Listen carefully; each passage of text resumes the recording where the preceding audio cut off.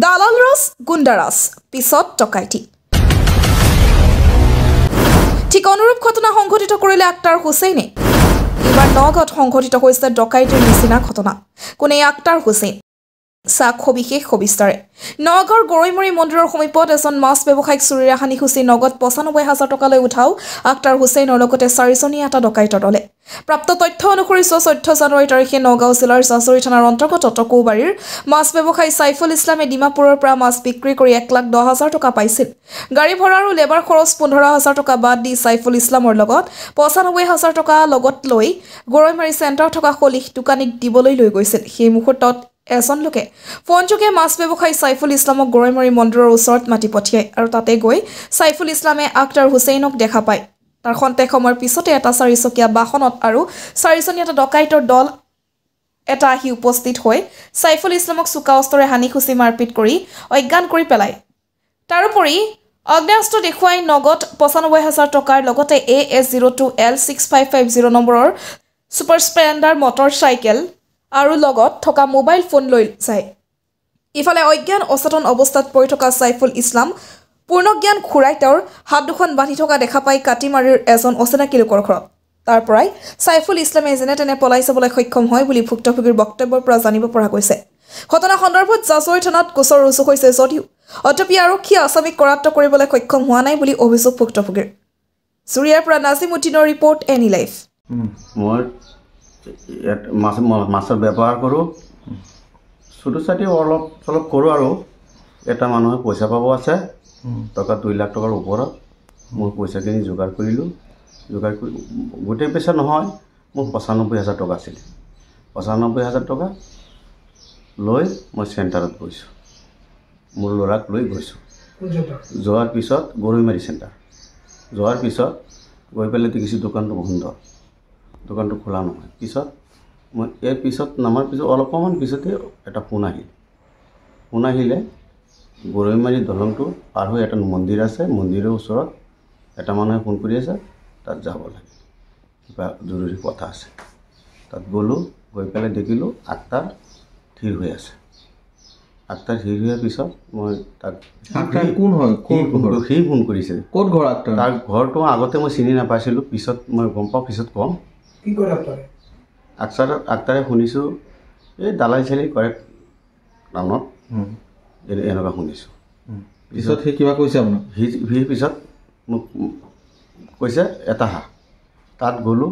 যোৱাৰ পিছত লগালগ ইণ্ডিকা এটা মোক একদম বাইকে চাইকে উঠাই দিব তেনেকুৱা লাগিছে দৰ্জাটো খুলি পেলাই আক্তাৰেই মোক ধৰিলে আক্তাৰে লগালগ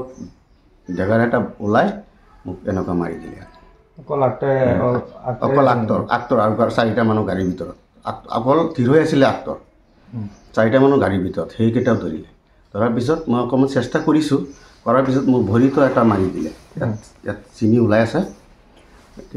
আৰু মাৰিলে ভিতৰত এইখিনিত মাৰিলে মূৰত মাৰিলে মোৰ ৰছীতে ভান্দিলে ডেকাৰে কোবালে মানে পিছফালে মাৰিছে মাৰাৰ পিছত মোক গাড়ীত মোক একদম বেহুচ কৰি থৈ দিলে পিছত মই ক'ব নোৱাৰোঁ